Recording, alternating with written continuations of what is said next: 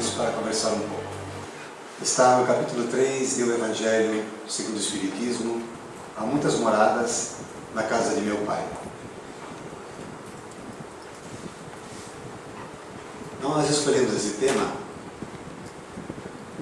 por conta da inspiração que os bons espíritos nos oferecem e também por estímulo para falarmos a respeito de um assunto que nós acreditamos ser pertinente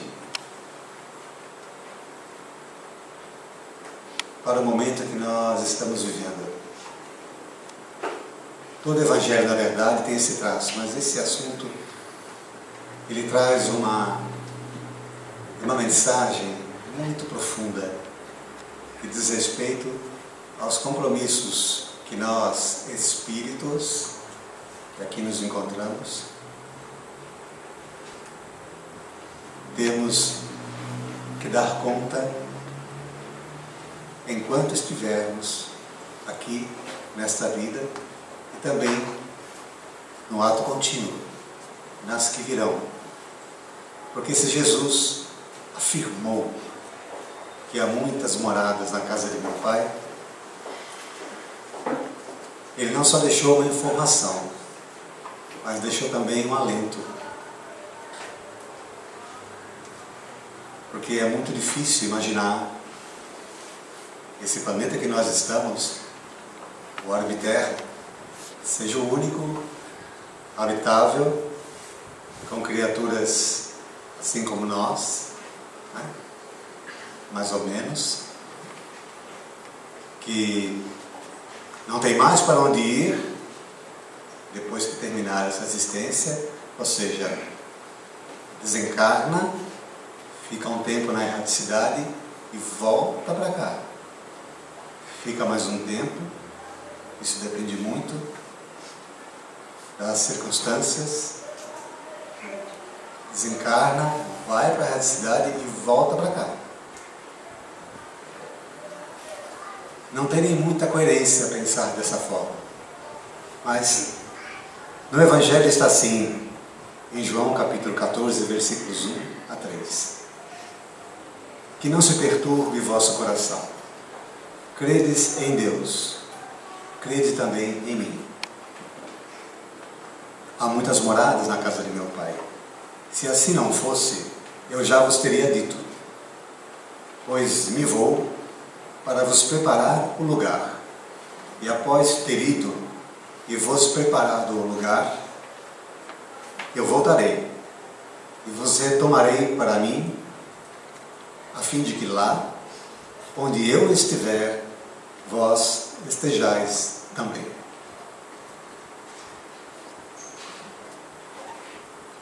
É forte, não é?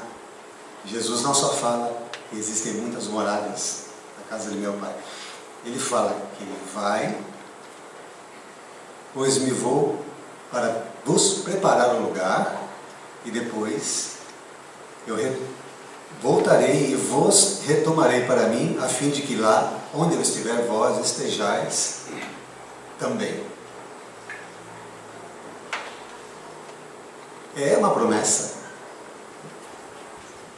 Tem outras moradas, eu vou lá para prepará-las para vocês, e depois eu vou voltar, depois de ter preparado, vou retomá-los, vou arrebanhá-los, para que estejam comigo nessas moradas. E nós sabemos que Jesus está certo. Ele só não está muito certo no fato de que nós vamos estar com Ele tão cedo. Aí Jesus, mas Ele sabe exatamente o que faz, o que fala. Ele sabe que nós precisamos de tempo, mas é isso que nós vamos falar daqui a pouquinho. Mas vejam, no Evangelho segundo o Espiritismo, neste capítulo 3, nós verificamos aqui que existem diferentes categorias de mundos habitados. Vamos falar um pouquinho das muitas moradas na casa de meu Pai. Porque elas têm que ter uma particularidade, um traço, para dar condições de acolher a infinita diversidade de almas e de carismas que perambulam por esse universo sem fim. Então nós temos, de acordo com o Evangelho, mundos inferiores, mundos intermediários, mundos primitivos, de expiações e de provas, regeneradores, felizes, celestes ou divinos. Cada mundo com a sua característica específica, recebendo neles espíritos compatibilizados com a sua psicosfera, com as suas vibrações. Nós fazemos parte dessa realidade. Nós estamos num planeta que aprendemos que é um planeta que nos recebe em provas e ou expiações. Aqui estamos nós. Essa é a nossa morada.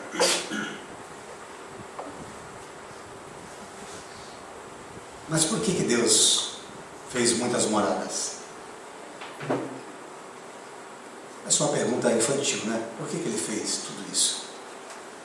Será que o Criador percebeu que no momento em que nós fomos criados de acordo com a concepção espírita, simples e ignorantes, lançados nesse universo para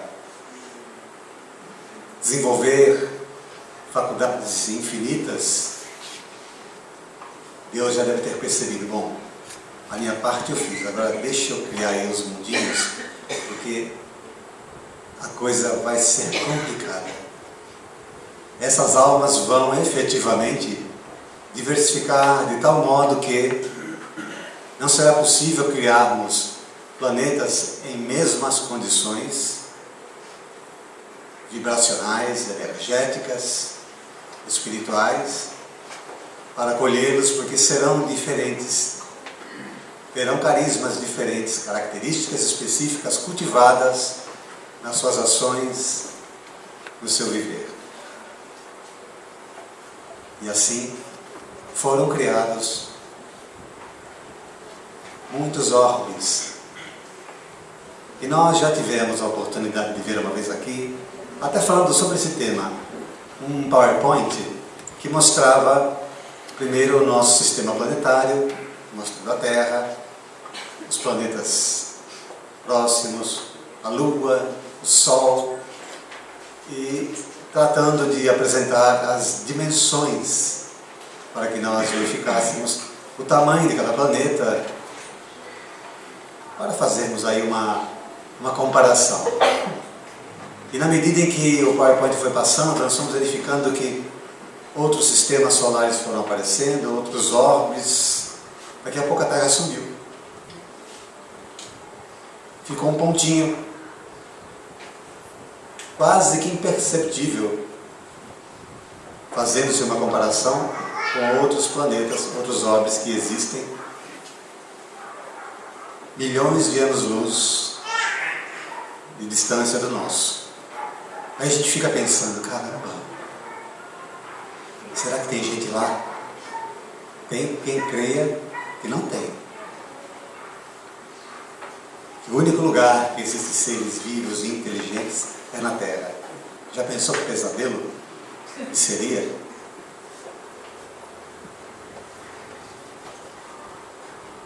Se não fosse a misericórdia divina, cuidar desse planeta, zelar por essa humanidade, com profundo amor, nós podíamos, sem dúvida nenhuma, dizer que esse planeta é um planeta amaldiçoado.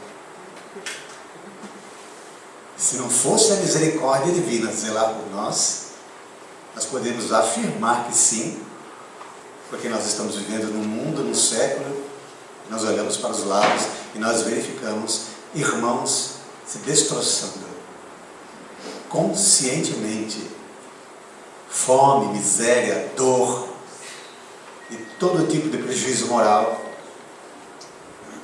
vibrando no ar, exalando um perfume fétido que nós acabamos por perceber que muitas vezes mina o nosso psiquismo e nós ficamos meio que, sabe, eu não sei o que eu tenho, eu não sei porque eu estou sentindo, eu não sei porque está pesado, eu não sei porque eu estou tonto. A gente participa indiretamente de toda essa negatividade, por sensibilidade natural.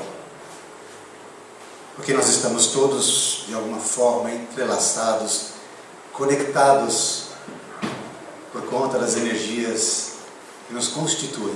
Isso é física quântica.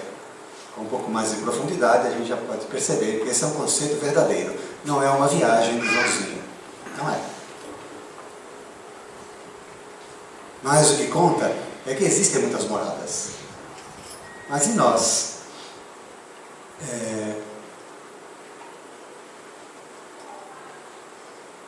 Já pensamos em fazer mudanças? A gente tem uma casa, a gente compra uma casa e fica um tempo nela, e dependendo da circunstância a gente fala, puxa, acho que vou mudar para uma casa maior, um apartamento melhor. Enfim, a gente começa a pensar nisso e desenvolve projetos para realizar esse intento. E o planeta Terra? Por acaso nós aspiramos uma moradia melhor do que essa? Nós buscamos nos qualificar para alcançar e poder viver num planeta melhor do que esse? Ou, outra pergunta, nós enxergamos essas necessidades de aspirar, de buscar condições para? A gente enxerga isso ou nós estamos confortáveis e ou devidamente acomodados na nossa morada atual? Não, aqui está tudo bem. Não tem problema nenhum, está tudo tranquilo. Essa terra é maravilhosa. É tudo em paz. Quando você dá esse conceito, você está olhando para o seu umbigo, com todo respeito.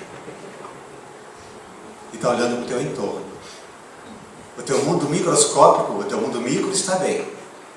Você está bem, você está em paz. Ótimo, porque não é fácil alcançar esse estado de alma, de paz interior. Mas isso não significa que a tua morada está boa. Você está bem. Se você estiver bem, você vai estar bem em qualquer lugar que você for. É uma conquista tua. Mas o fato é que nós precisamos estar em uma ambiência onde todos estejam bem. Não é uma característica do planeta que nós vivemos. Então, ficam essas perguntas para nós começarmos a refletir. A gente aspira a isso? A gente já pensou nisso? A gente para pensar nisso? Alguém pode estar cogitando aí interiormente.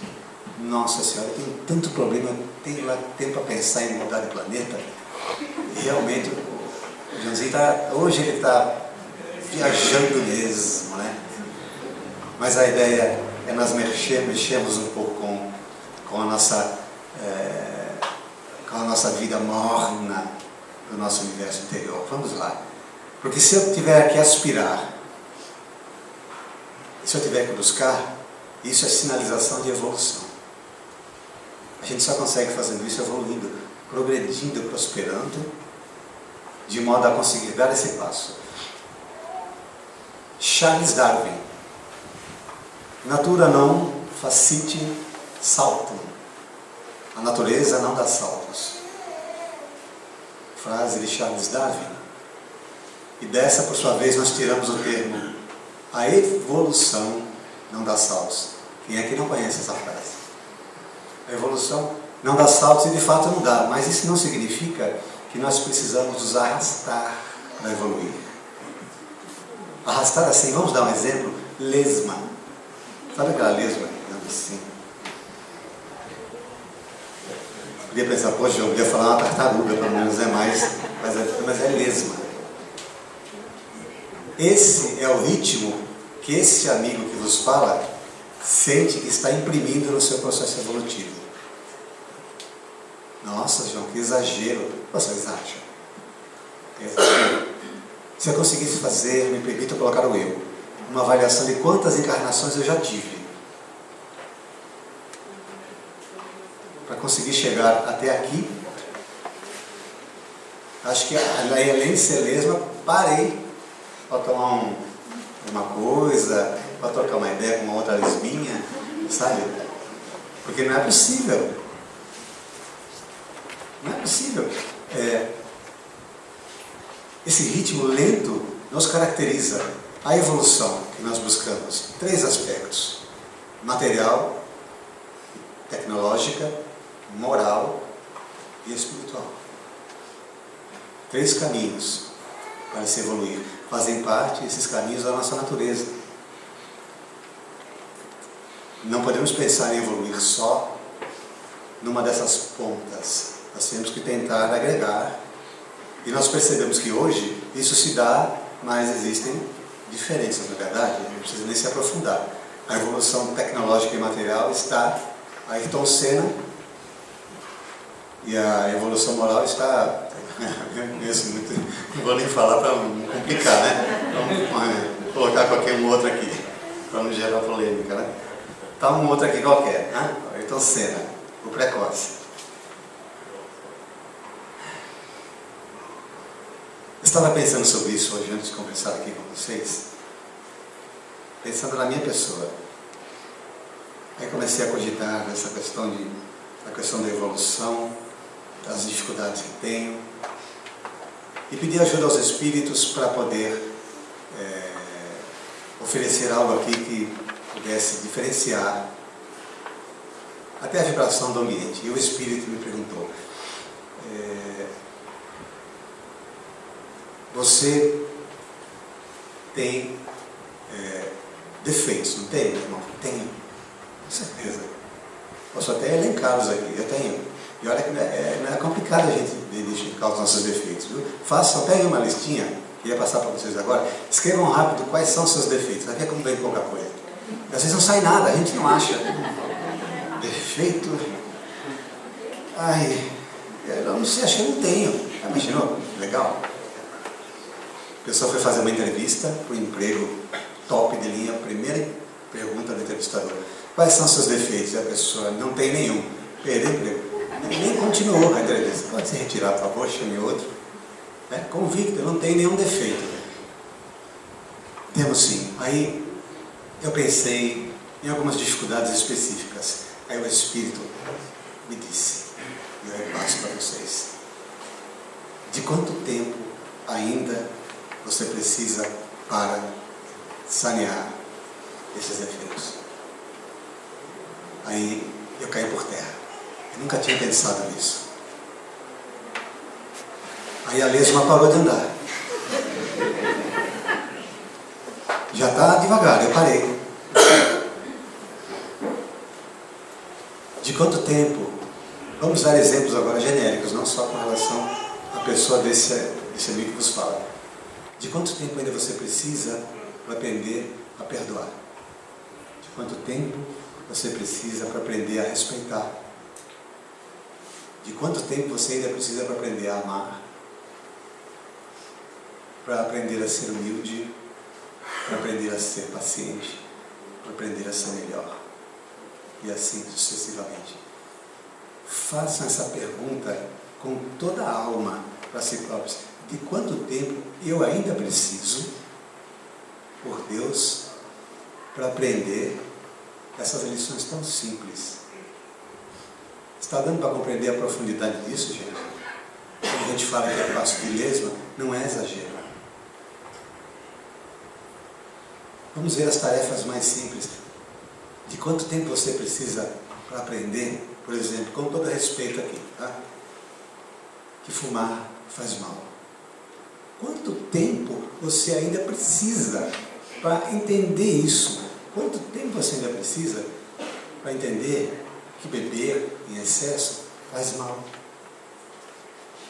Que a sexualidade desregrada destrói a tua alma, não só o corpo. Quanto tempo ainda, meu irmão, minha irmã, nós precisamos para aprender isso? Essas perguntas se fazem para as crianças, e as crianças não sabem responder porque elas não têm noção. Chega para minha filha, apesar que ela já tem discernimento agora, com 14 anos, mais novinha, filha, de quanto tempo você precisa ainda para aprender que essa comida te faz bem? Ela vai olhar para você e vai falar: quê? Não sabe, não tem noção. a infantilidade espiritual ainda nos caracteriza. Está dando para entender? De quanto tempo eu preciso para entender que essa situação, que eu tenho, digamos que eu tenho uma mazela familiar. Eu tenho um problema na família que eu não consigo perdoar aquela pessoa. Eu sei que preciso. A espiritualidade vem e me pergunta, mas tá bom, você sabe que precisa e não consegue. De quanto tempo mais você vai precisar para superar isso? Pergunta. Já que você é imortal, não é? Então, quer dizer, aí a gente vai responder com a sabedoria que temos. Depende. A resposta é esperta, né? Depende. Depende do que ou de quem? A pergunta de lá para cá. Depende do que? Não depende de nada. Para aprender a amar, a respeitar, a perdoar, a ser humilde, a ser paciente, nós não precisamos, por exemplo, para isso, ter muito dinheiro, ter muitos bens, ter vasta sabedoria, ter uma profunda condição acadêmica. Não precisa disso. Isso não é impedimento. Não é. Se a gente falar que é mentira. Não, para mim aprender a perdoar aquela pessoa, eu preciso ter pelo menos 10 carros. Eu preciso comprar umas 20 casas, eu preciso ter uma conta bancária enorme, porque aí sim meu coração vai se sensibilizar, né? E eu vou perdoar. Eu preciso ter vários guarda-roupas com roupas de todos os tipos, caixas e caixas de sapato, porque isso me faz bem, me dá uma paz interior, aí eu vou perdoar. Ironias à parte, não é isso. Isso não é impedimento. Se não depende do quê? Depende de quem? Depende de mim. E eu sei responder de quanto tempo eu preciso? Essa é a questão. Você sabe responder? E como é que você vai falar para alguém que é superior a você, que te entende? Ah, mas eu não sei quanto tempo eu vou precisar. Está dando para entender a resposta, a conversa? Conversa de doido, né? Não tem nem concreto. Como? Ah, é? Eu preciso de tempo, mas eu não sei quanto. Aí o Espírito fala, então tá bom. Vai vivendo aí. Vai vivendo aí. Quem sabe uma hora que a ficha você fala, ah, agora sim. Tudo bem que foram 10 milênios, mas eu consegui. Né? Agora, a joia. Aprendi que eu não posso comer muita carne porque faz mal. 10 milênios, aí vem mais 10 para aprender outra coisa. E assim vamos nós, a lesminha.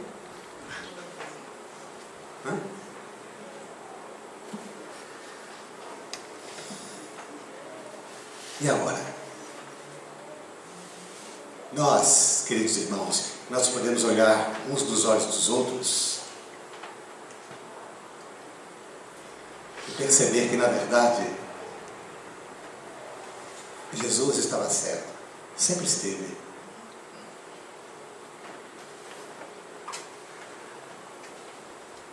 Nós somos irmãos perante aos olhos de Deus, e esta igualdade se estabelece por força de um sentimento maior que deriva da nossa capacidade de amar.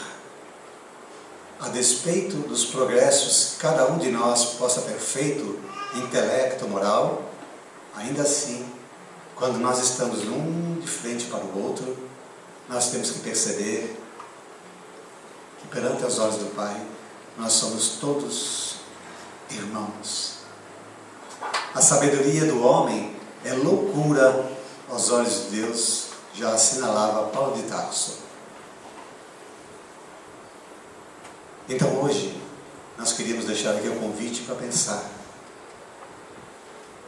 Se há muitas moradas na casa de meu Pai, e a espiritualidade nos convida, aqui no Evangelho, é que nós não separamos o capítulo, mas eles nos fazem o convite para que nós busquemos trabalhar as nossas melhores forças para que nós tenhamos aspirações de viver em mundos melhores do que este que aqui nós nos encontramos. Não porque nós estejamos desdenhando o que temos. Nós não podemos fazer isso porque nós só conseguimos chegar até aqui.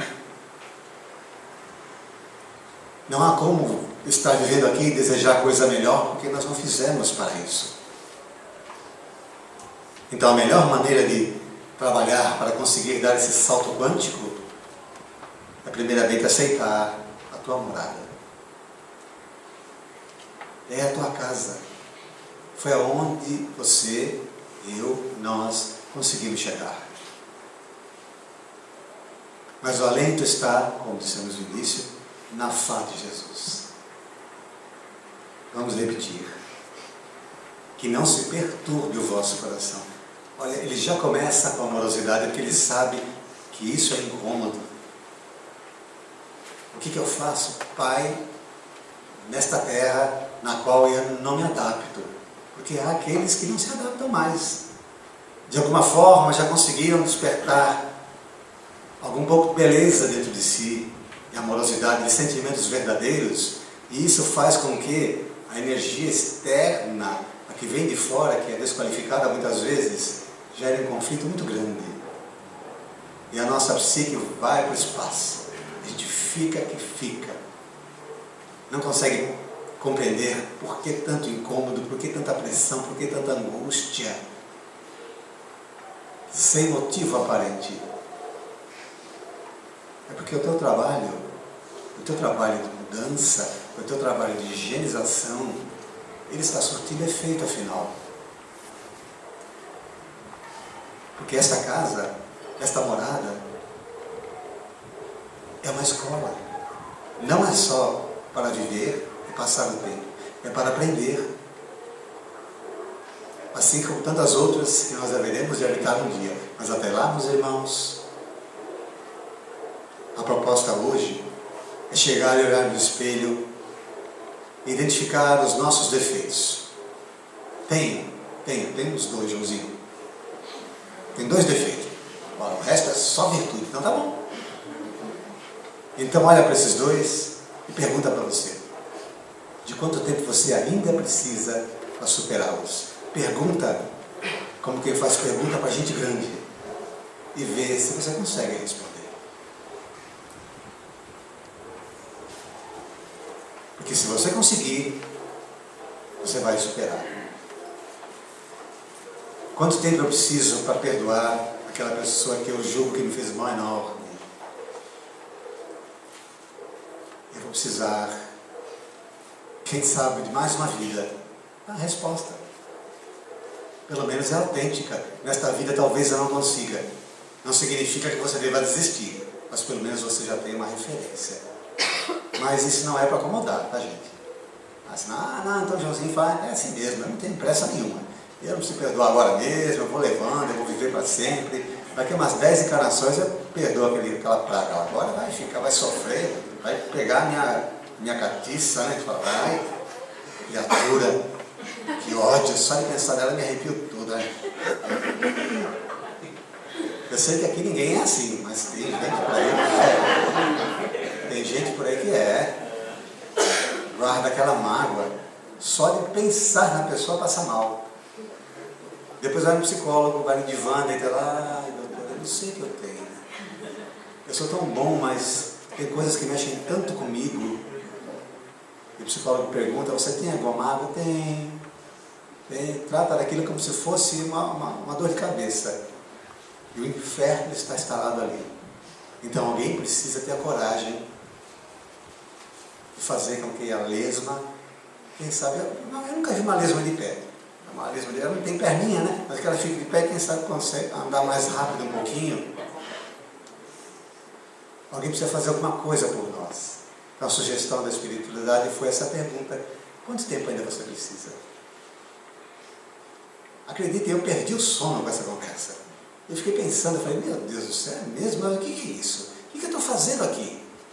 Estou falando eu, João. O que eu estou fazendo? O que está valendo a minha vida? Eu estou fechando os olhos para isso. Eu estou cuidando das coisas e as mazelas eu estou deixando para lá. Porque de alguma forma eu sei que eu sou espírito imortal e eu vou ter tempo, mas e aí? O que eu estou deixando para lá é sombra, mas é minha sombra. Torna-se um vício. Vicia a alma, corrói, corrompe, e vício a gente leva para outra vida. Vício não fica aqui. Não fica não. As mazelas do vício podem ficar no corpo, mas a essência do vício vai com a gente, porque é vício moral. Não importa se é fumo, droga, álcool, não interessa, é vício moral, ele nasce na alma, nasce no desejo desequilibrado. E falando em vício, nós fizemos uma pesquisa, nós vamos fechar com o que nós achamos que foi muito legal, muito interessante. Nós somos em Aristóteles. Aristóteles escreveu uma obra que se chama Ética a Nicômaco. É uma obra espetacular. Eu já acessei um pouco dessa obra e fiquei basbacado de ver a profundidade do estudo de Aristóteles falando sobre ética. Discípulo de Platão, com uma sabedoria realmente fascinante. E ele comenta o seguinte, olha, na verdade, o texto que eu peguei tem a frase dele, mas a análise do escritor. Ele diz assim: deixamos de ser fraternos quando permitirmos que a avareza roube de nós a generosidade. Aristóteles, em sua memorável Ética a Nicômaco, insistia com seu filho que dos vícios o mais avassalador era o da avareza. Olha só. O vício mais avassalador era o da avareza. As pessoas mesquinhas representam um perigo para elas mesmas e para os outros. Trancafiam-se nos porões do que aquinhoaram e repelem qualquer possibilidade de partilha.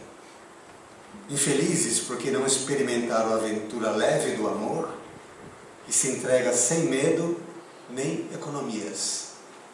Envelhecem com rugas murchas, feias e pesadas, rugas diferentes daquelas que o tempo esculpe com cuidado em quem tem história e cuja história dá identidade à essência humana.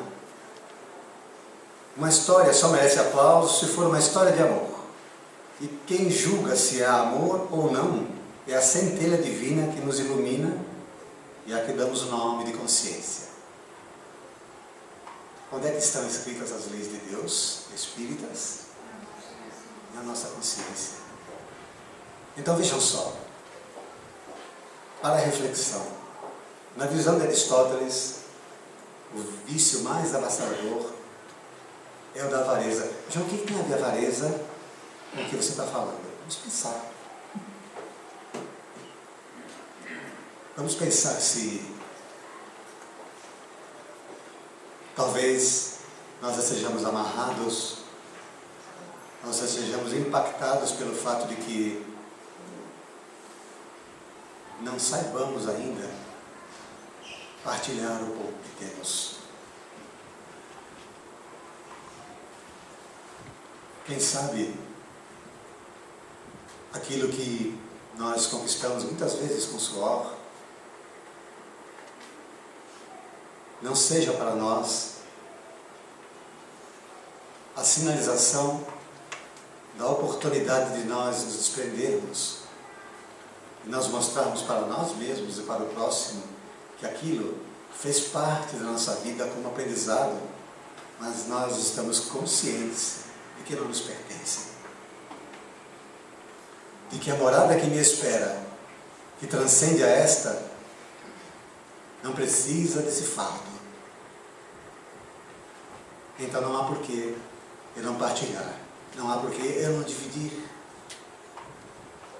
Mas pelo contrário, nós armazenamos com medo de perder. E a gente não faz isso só com a matéria, a gente faz isso com o sentimento. Porque aqui está. Infelizes porque não experimentaram a aventura leve do amor e se entrega sem ter medo nem economias. A coragem de amar. Este verbo, essa palavra, que nós escutamos a vida inteira no contexto dos estudos da espiritualidade, não só do espiritismo, é a palavra da vez. É a palavra que fecha a grande maioria dos discursos, dos seminários, dos congressos. das palestras singelas? É o amor. Por quê? Porque Deus é amor. Amor em essência. Então, quando a gente aprende, ou pelo menos teoriza, e retém, se torna avaro. E daí não há como ter visão para aspirar, ter visão para buscar, porque nós estamos com os pés chumbados. A gente quer se mexer, mas não consegue, parece um trombone. O que está acontecendo? Por que eu não consigo sair do lugar? Por que eu tenho medo de pensar em abrir mão dessas coisas que eu conquistei? Se Jesus finalizou que existem muitas moradas e que Ele vai lá preparar, e depois de preparar Ele vai vir para nos buscar, como é que a gente acha que pode estar com Ele na condição que nós estamos? Por isso que falamos há pouco. Ele só deve estar tanto quanto decepcionado, né? Não que Jesus tenha esse sentimento, porque a gente não tem a menor condição de fazer esse prédio com Ele ainda. Mas também, faz só o quê? 2000 anos? Não precisa de mais tempo, não é verdade? A pergunta de novo, quanto tempo você precisa para deixar de ser avaro, para ser uma pessoa do bem, uma pessoa que se doa sem ter medo de economizar? Não precisa abusar, né? Mas sem ter medo de economizar o seu amor, o seu abraço, o seu sorriso. Quanto tempo você precisa, eu preciso, nós precisamos, irmãos, para entender isso? O que é que nos retém? O que é que nos segura? O que é que nos impede? Onde é que está a verdade naquilo que nós expressamos? Nós conseguimos fazer isso de modo a permitir que a verdade represente a luz que ilumina a nossa estrada e daqueles que estejam caminhando junto conosco? Porque é muito bom você ouvir de Jesus que existem muitas moradas na casa de Deus, nosso Pai. É muito bom.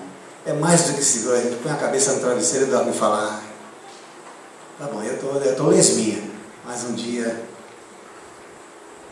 eu mudo de casa. Nem que seja para voltar nessa para ajudar, mas eu mudo. Porque é meu direito como filho de Deus aspirar a um mundo melhor, onde, para qualquer lugar que eu olhe, eu só vou conseguir vislumbrar harmonia, beleza, serenidade e trabalho. Trabalho do bem, trabalho de renovação, trabalho edificante.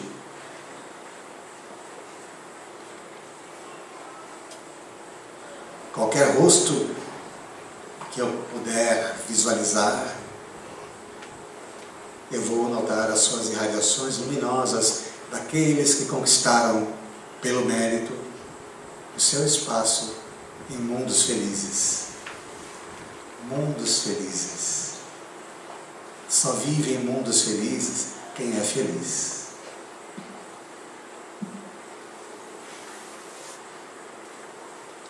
Como é que é o planeta Terra? O planeta Terra é um planeta legal. Tem praia, tem cachoeira, tem pôr do sol, tem deserto, tem carnaval, tem futebol. Olha que profundidade, né? Mente lúcida, evoluída. Tem futebol, tem samba, tem um monte de coisa para a gente curtir. Esse planeta é uma maravilha. Aí você está olhando para o teu umbigo com um piercing. Não é só um umbigo, tem um piercing nele. Todo colorido assim, daquelas moças que fazem dança no ventre. Oh. O planeta Terra é um planeta abençoado por Deus, preparada para nos acolher, mas está longe de ser aquilo que nós gostaríamos. Muito longe. E não precisa ir longe para perceber isso. Se a gente hoje sair daqui e não ter zelo e prudência ao voltar para casa, talvez a gente não chegue. Não precisa se aprofundar mais, não é verdade? Já se foi o tempo em que nós podemos caminhar na rua, altas horas da noite, brincando, se divertindo, os nossos filhos saírem, brincarem de esconde-esconde, e a gente chamar de longe, o celular era no gogó. E a criança ouvia. Lá, quilômetros, era coisa espiritual mesmo. A mãe saía na porta, o filho estava em outro país, ela, vem aqui, Joãozinho. Cheguei, quase materializado. Porque havia muita pureza nesse gesto, tanto de quem foi para brincar, como de quem ficou na confiança. Então não havia bloqueio na comunicabilidade de alma para alma, de mãe para filho. Hoje tem bloqueio para tudo. Os eletrônicos, a tecnologia está nos distanciando cada vez mais uns dos outros. Se o teu filho estiver ali na esquina, você está vendo ele, ao invés de você chamar para ele, ele está com o celular para ele, manda um SMS. Aí ele olha para você. O quê? Vem, o que foi? Mandei uma mensagem, você não viu? Mas ele não sabe me chamar não, mas aqui fica mais fácil. Estou com a garganta ruim, vem. Está vendo? Ele nem dá tchau, manda SMS. Estou exagerando? Estou. As pessoas mandam SMS aqui dentro, uma para outra, às vezes aqui. Oi? Recebeu minha mensagem? Então o planeta Terra tem essas coisas legais, né? Mas que não servem. Não servem para a gente ser feliz. Definitivamente não. Servem para nos colocar à prova, para medir a nossa sensibilidade, a nossa inteligência. Mas como nós somos almas que têm livre-arbítrio, está aí o gesto maior da misericórdia de Deus para conosco. Nós podemos escolher, nós podemos eleger, nós podemos atribuir, nós podemos optar, não há quem nos impeça. Pelo contrário. Então, no final, a responsabilidade ainda é nossa. Esse é o problema de ser espírita, viu? Quem ainda não é, não se iluda. O espírita não transfere responsabilidades para quem quer que seja. A sua consciência, a sua ética, o seu compromisso com a doutrina fazem com que ele puxe para si a responsabilidade por aquilo que acontece consigo. Mesmo que não se possa verificar aparentemente o motivo do efeito. Mas a causa existe. E se a causa, como fala Allan Kardec, não puder ser verificada nesta vida, ela está em outra. E nós devemos tentar identificar de alguma forma, porque se não encontrarmos nessa vida e acharmos que não tem mais algum assunto, a gente vai perguntar a quem? A Deus? Senhor, por que eu estou passando por isso? Eu mereço por acaso? Não façam isso, por favor. Tá? Não façam conselho de amigo. Não façam porque pode não dar certo. De quanto tempo a gente precisa para acertar o nosso passo? Eu gostaria que vocês, hoje, meus irmãos, levassem essa pergunta para casa. Peguem no papel, escrevam os seus defeitos, umas 2 linhas. De quanto tempo, meu pai, eu preciso? Quanto tempo eu preciso para melhorar isso aqui?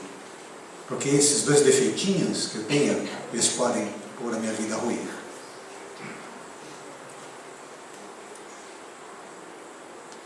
Esses 2 defeitinhos que eu não estou cuidando deles, podem fazer com que eu venha adoecer e desencarnar por causa deles.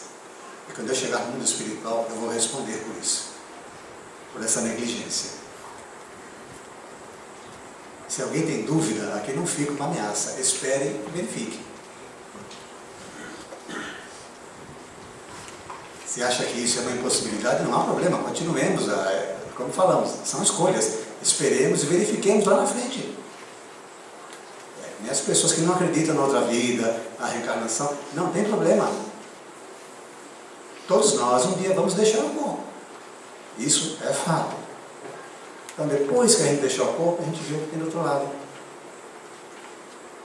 Não há por que tentar converter ninguém, tampouco convencer a quem quer que seja, não precisa.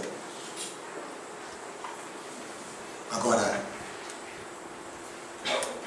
estar diante de alguém que não crê, que esse universo está recheado de mundos onde irmãos nossos estão também crescendo e desenvolvendo como nós, é restringir demais a inteligência, é se acovardar demais para o fato de não querer se mexer. É como falamos há pouco, é optar por viver nessa vida morna, sem inquietude que muitos de nós escolhemos viver. Porque se dentro de nós não houver alguma inquietação, é sinal que tem alguma coisa errada. Alguma coisa tem que mexer, alguma coisa tem que borbulhar, porque nós somos seres vivos, não somos estáticos. Não há como nós conseguirmos manter uma linearidade dos nossos sentimentos na medida em que nós estamos buscando progresso. Não é possível. Porque o Espírito pede, ele acorda, ele percebe que dentro dele as sombras estão se desfazendo. As construções equivocadas estão ruindo.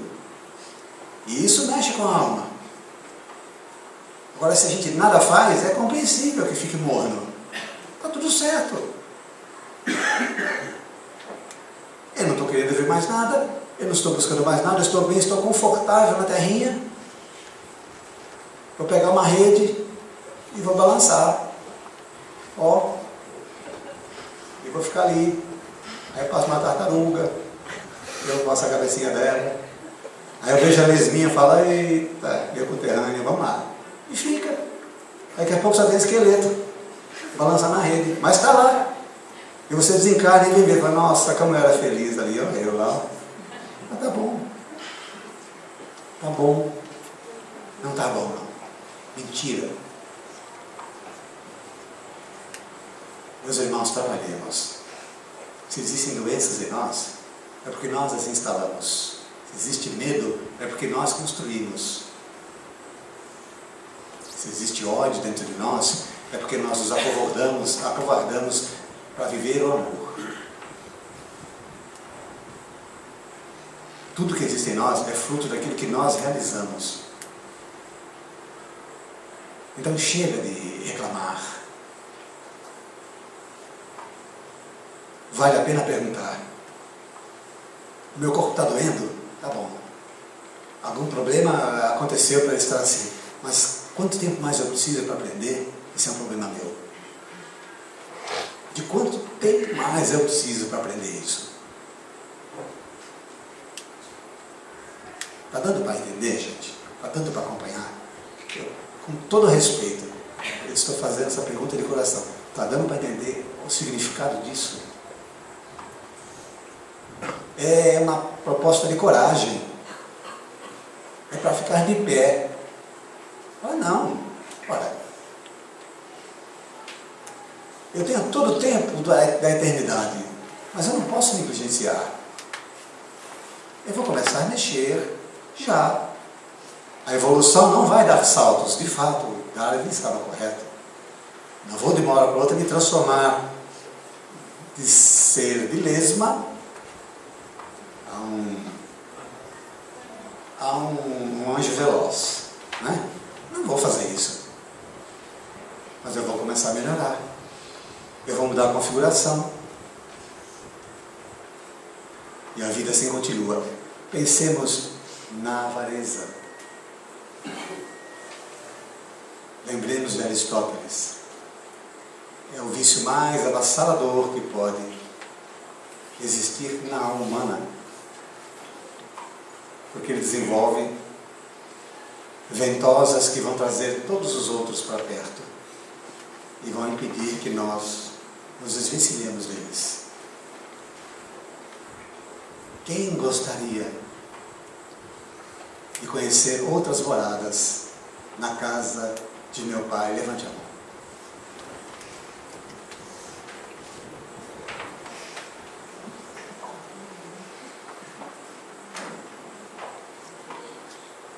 Então, que isso não seja um sonho, que não se converta em meta. Porque é bom sonhar, mas ter objetivo é melhor. Quem sabe nós nos vemos por aí. As muitas moradas na casa do meu Pai. Hoje nós estamos na terra, pertinho, e é fácil estar juntos. Mas amanhã a gente não sabe. Então fica aqui o convite desse amigo que fala de coração. Trabalhemos o nosso tempo. Perguntemos quais são as nossas necessidades e o tempo que precisamos para superá-las. E seguramente nós vamos estar juntos. Se nós estivermos juntos, vamos estar pertinhos. Seja lesminha ou seja alguma coisa mais rápida, mas nós vamos estar aí juntos nesse processo de evolução que começou agora e não tem fim. Abracem seus filhos, abracem seus entes queridos, doem o seu melhor, porque só assim a gente constrói, só assim a gente lega algo de bom para hoje e para todo sempre. Vamos orar.